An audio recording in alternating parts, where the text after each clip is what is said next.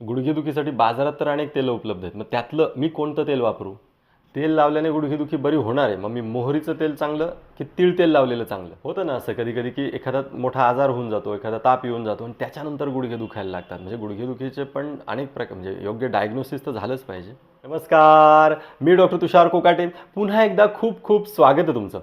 मित्रांनो, वाताचे विकार हल्ली खूप वाढायला लागलेले आहेत आणि का नाही वाढणार? आपली जीवनशैली तशीच झालेली आहे. म्हणजे भरपूर दगदग, वेगवेगळ्या प्रकारे आपण प्रवास करतोय, जे काही आपण अन्न खातोय त्याच्यामध्ये स्निग्धतेचा अभाव आहे, ते वृक्ष कोरडं बनत चाललेलं आहे. तर अनेक कारणे येतात. आपण कारणांचा इथे विचार करणार नाही आहे, पण हे मात्र निश्चित आहे की वाताचे आजार वाढत चाललेले आहेत. आता हे जे वाताचे आजार वाढत चाललेले आहेत, त्याच्यामध्ये एक प्रामुख्याने दिसणारा आजार किंवा लक्षण ते म्हणजे गुडघेदुखी. आता ही जी गुडघेदुखी आहे, ही एक विशिष्ट वय झालं की गुडघेदुखीला सुरुवात होते असं म्हणायला हरकत नाही. परंतु जो शब्द वापरला की विशिष्ट वय झालं तर आता हल्ली तर त्याला असं वयाचंही काही बंधन राहिलेलं नाही. कारण गुडघेदुखी ही आता तरुणांमध्ये सुद्धा दिसते आणि का नाही दिसणार? आता वय वाढल्यानंतर शरीरामध्ये वात वाढतो, पण तोच वात जर आपण तरुणपणीच वाढवला तर तरुणांमध्ये सुद्धा गुडघेदुखी दिसतेच दिसते. आता ही जी गुडघेदुखी आहे याच्यामध्ये जे जे पेशंट आहेत की जे क्रोनिक पेशंट ज्याला आम्ही म्हणतो की जुनाट पेशंट आहेत की 2 वर्ष झाले, 3 वर्ष झाले, 5 वर्ष झाले, गुडघे दुखतायतच त्यांना हे मात्र आता निश्चित माहिती झालं असेल की कुठलेही पेन किलर घेऊन किंवा कुठल्याही कॅल्शियमच्या गोळ्या वगैरे घेऊन किंवा काही सप्लिमेंट घेऊन आपले किंवा वेगवेगळ्या प्रकारचे त्याला पट्टे वगैरे बांधून आपली गुडघेदुखी आता काही थांबणार नाही आहे. त्यामुळे आयुर्वेद किंवा आयुर्वेदिक उपायच हा त्याबाबतचा आता एक विश्वासार्ह मार्ग आहे. आणि तो आहे का? तर निश्चितपणे आहे.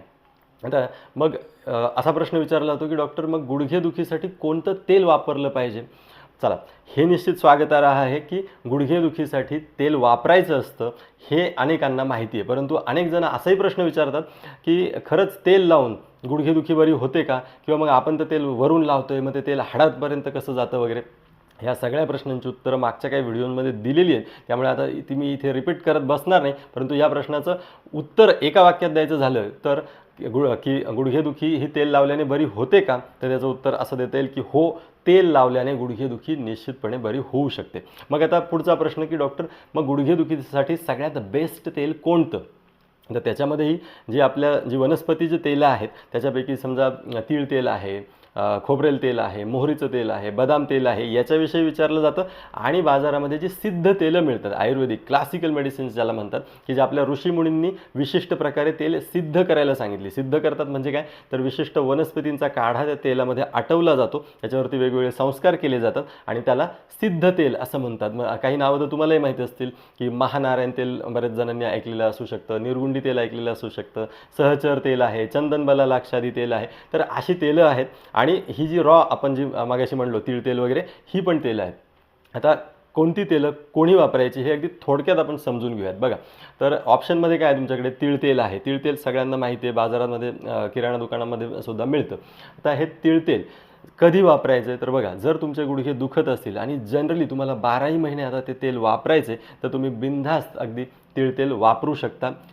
तीळ तेलाने गुडघेदुखीला निश्चितपणे आराम मिळतो. हां, इथे फक्त आता हे खरं तर मी शेवटी सांगणार होतो, पण आत्ताच सांगतोय की डॉक्टर मग किती दिवस लावायचे? बघा, याच्यामध्ये किती दिवस लावायचे हा जो मुद्दा आहे तो तुमच्या शरीरामध्ये किती वात वाढलेला आहे, त्याची तुमच्या म्हणजे सांध्याची किती झीज झालेली आहे किंवा तिथले स्नायू कशा प्रकारे त्यांचं काम करणं बंद केलेलं आहे किंवा कमी कमी झालेले, याच्यावरती अवलंबून असेल की तुम्हाला ते तेल किती दिवस लावायचे.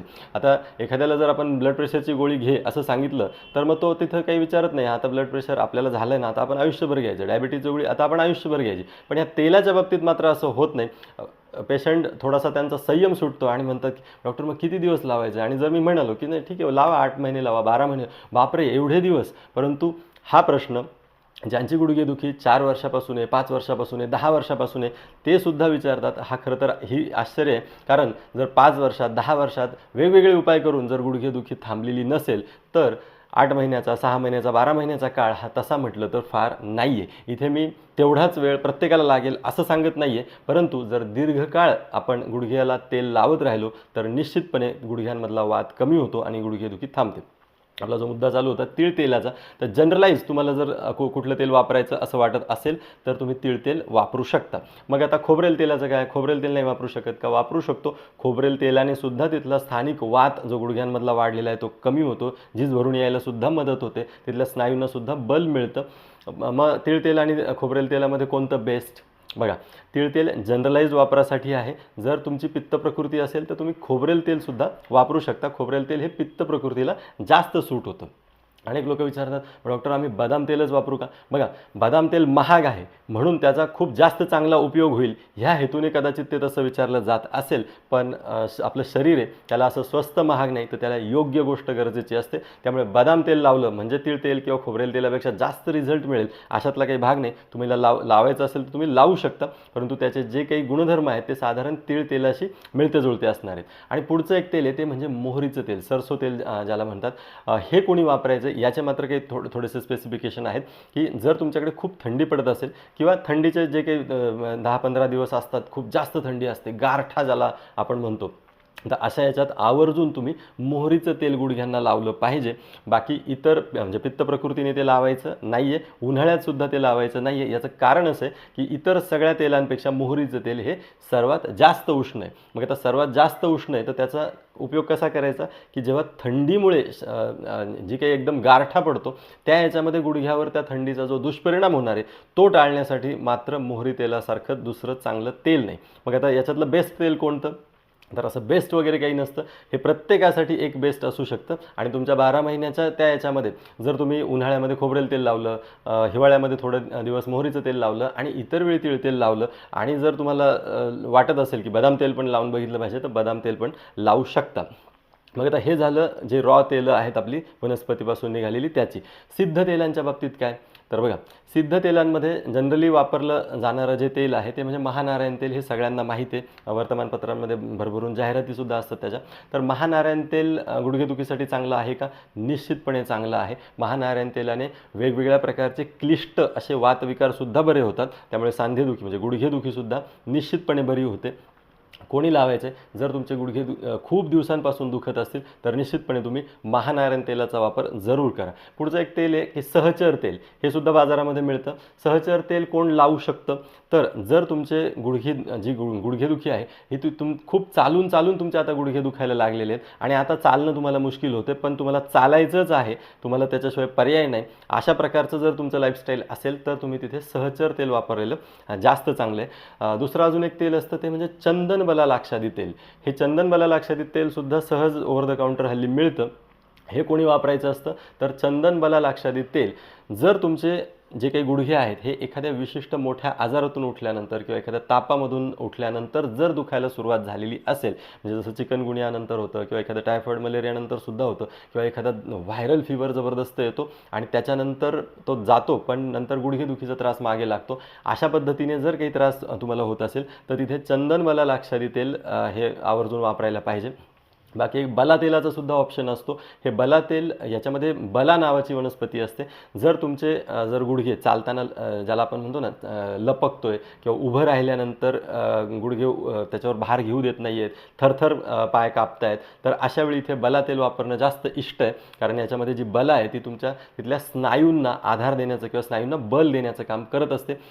अजून एक चांगला ऑप्शन आहे निर्गुंडी तेलाचा. हे निर्गुंडी तेल विशेषतः जिथे सूज आहे तुमच्या गुडघ्यांवरती तर तिथे तुम्ही जसं मोहरी तेल वापरू शकता तसंच तुम्ही इथे जे निर्गुंडी तेल आहे ते सुद्धा वापरू शकता. कारण निर्गुंडीचा जो गुणधर्म आपण निर्गुंडीच्या व्हिडिओमध्ये बघितलेला आहे की ते काय करते, सूज कमी करण्याचं काम करत असते. त्याच्यामुळे सूज असलेल्या गुडघ्यांसाठी मोहरी तेल आणि निर्गुंडी तेल किंवा निर्गुंडी तेल बाजारामध्ये ह्या नावाने मिळतं, तर ते सुद्धा वापरू शकता. इथे एक गोष्ट फक्त लक्षात ठेवायची की ही जी गुडघ्यांची सूज असेल ही सूज आमवातामुळे आलेली नसावी. आमवात म्हणजे काय असतो की शरीरामध्ये अन्नपचनच व्यवस्थित झालेलं नसतं आणि त्याच्यामुळे एक शरीरामध्ये आम तयार होतो. बरं, हे अन्नपचन एका दिवसाचं 2 दिवसाचं नाही, अनेक दिवसापासून अतिशय चुकीचा आहारविहार चालू असतो, शरीरात आम तयार होतो आणि तो सांध्यांच्या ठिकाणी जेव्हा जमा होतो तेव्हा मग तिथे आम आणि वातामुळे, म्हणजे त्याला नावच मग आमवात पडलं, की त्या आमामुळे आणि वातामुळे सूज निर्माण होते आणि सांधे दुखायला लागतात. मग इथे मात्र वरून कुठलंही तेल वापरायचं नसतं असं सांगितलेलं आहे. त्यामुळे जी सूज आमवातजन्य नाही आहे अशा सगळ्या प्रकारच्या गुडघेदुखीच्या सुजेमध्ये तुम्ही निर्गुंडी तेलाचा वापर करू शकता. आता ही जी वरची जी तेलं सांगितली, तीळ तेल वगैरे, ही तुम्ही सरसकट वापरू शकता. परंतु ही जी महानारायण तेल किंवा चंदनबला लाक्षादिहोरी, ही जी सिद्ध तेलं सांगितलेली आहेत, ह्या सिद्ध तेलांचा एक जनरलाइज्ड इथे फक्त कसा वापर करता येऊ शकतो हे सांगितलेलं आहे. याच्यामध्ये अजूनही काही स्पेसिफिकेशन असतात. मग त्याच्यामध्ये तुमची प्रकृती असते, किती दिवसांपासून दुखतंय, किंवा तुमचं काम काय आहे, किंवा तुमचा कोणता गुडघा दुखतोय. आयुर्वेदामध्ये यालाही महत्त्व आहे बरं का. उजवा गुडघा दुखतोय का डावा गुडघा दुखतोय, याच्यानुसार सुद्धा काही औषधं ही वेगवेगळी दिली जातात, बदलली जातात. त्यामुळे हे खूप आयुर्वेद हे तसं खूप गहन शास्त्र आहे. त्याच्यामुळे जर तुम्हाला याच्यामध्ये स्पेसिफिकेशन पाहिजे असतील तर वेगळं विशेष काहीच करायचं नाही. आपल्या जवळचे जे आयुर्वेदिक डॉक्टर आहेत त्यांच्याकडे जायचं आहे आणि ही माझी अशी गुडघेदुखी आहे, याच्यामध्ये गुडघेदुखीसाठी निरंतर वापरासाठी, नेहमीच्या वापरासाठी एखादं तेल सुचवा. ते निश्चितपणे सुचवतील. मग आता हे झालं कुठलं तेल वापरायचं किंवा कुठलं तेल बेस्ट आहे ह्या तुमच्या प्रश्नाचं उत्तर. मग आता डॉक्टर हे तेल लावायचं कसं? तर बघा, तेल लावताना सकाळच्या वेळी समजा तुम्ही लावत असाल किंवा कधी संध्याकाळच्या वेळी लावत असाल, दिवसातून 2 वेळा लावलं तरी चालेल. तर थोडंसं तेल ते गरम करून म्हणजे कोमट करून घ्यायचं आणि हलक्या हाताने तुमच्या गुडघ्यांना त्याचा मसाज करायचा आहे. तिथे दाबायचं नाही, चोळायचं नाही, तो सांधा बसवायला जायचं नाही किंवा तो मसल पकडायचा आहे किंवा की नस पकडायची वगैरे ह्या भानगडीत अजिबात पडायचं नाही. फक्त तेल तिथे जिरवायचं. मग ते जिरतं का तिथे लावून बघा, निश्चितपणे जिरतं. मग ते तेल तिथे जिरवायचं. आणि अनेक लोक ही एक चूक करतात की गुडघेदुखीसाठी तेल लावताना वरून तेल लावतात, म्हणजे गुडघ्याला वरून तेल लावतात फक्त.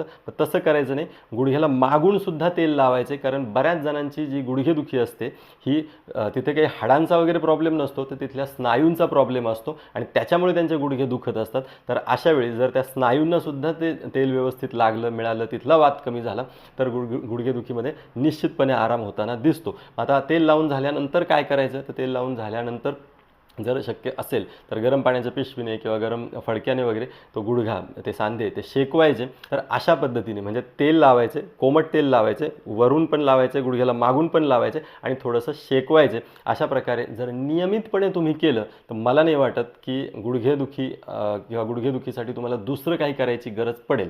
मग आता कोणाला पडेल बरं दुसरं काही करायची गरज? तर जिथे तो आजार हा आमवातात, संधिवातात, वातरक्तात आता डेव्हलप झालेला आहे, म्हणजे त्याला एक निश्चित निदान प्राप्त झालेलं आहे. तर मग होतं काय की त्याच्यासाठी निश्चित अशी औषधांची गरज पडते. मग आता हे काही फार अवघड आहे का? तर हे अवघड नाही. तुमच्या जवळच्या आयुर्वेदिक डॉक्टरांना जर तुम्ही याबद्दल सांगितलं तर निश्चितपणे ते तुमच्या आजाराचं, तुमच्या गुडघेदुखीचं सुयोग्य निदान करतील आणि मग तुम्हाला तेल तर सांगतीलच, पण अजून पोटातून काही औषधं द्यायची का ह्या पद्धतीचंही मार्गदर्शन करतील. फक्त एक इथे लक्षात ठेवा की जर तुम्हाला गुडघेदुखी असेल तर आयुर्वेदाची जी काही ट्रीटमेंट आहे किंवा आयुर्वेदाची जी काही चिकित्सा आहे तीच जास्तीत जास्त घेण्याचा प्रयत्न करा. कारण आत्तापर्यंतच्या अनुभवातून असं दिसलं आहे की तीच सर्वात जास्त यशदायी आणि फलदायी आहे. तर असो, आज इथे थांबतोय. खरं तर मला असं सांगण्यात आलं होतं की व्हिडिओ छोटा करायचा आहे आपल्याला, एक 5-6 मिनिटातच संपला पाहिजे. परंतु जोपर्यंत सगळे मुद्दे कव्हर होत नाहीत आणि माझ्या मनात जे काही सांगायचं आहे तुम्हाला ते सांगून होत नाही तोपर्यंत माझं समाधान होत नाही. त्यामुळे एक 2-5 मिनटं वाढले असतील तर आता वाढू द्यात. परंतु हा व्हिडिओ तुम्हाला कसा वाटला हे मला नक्की सांगा. याबद्दल तुमच्या काही शंका असतील, प्रश्न असतील तर त्यासुद्धा कमेंट बॉक्समध्ये निश्चितपणे विचारा. हा व्हिडिओ तुम्हाला जर आवडला असेल, उपयोगाचा वाटला असेल तर लाईक करायला विसरू नका. आणि हो, व्हिडिओ शेअरसुद्धा करायचा आहे. चॅनल तुम्ही अजून सबस्क्राईब केलेलं नसेल तर तो सुद्धा चटकन पटकन करून टाका. कारण आरोग्यविषयक, आयुर्वेदविषयक वेगवेगळी नवनवीन आणि तरीही शास्त्रीय अशी माहिती घेऊन आपण पुन्हा भेटत राहणारच आहोत. खूप खूप धन्यवाद.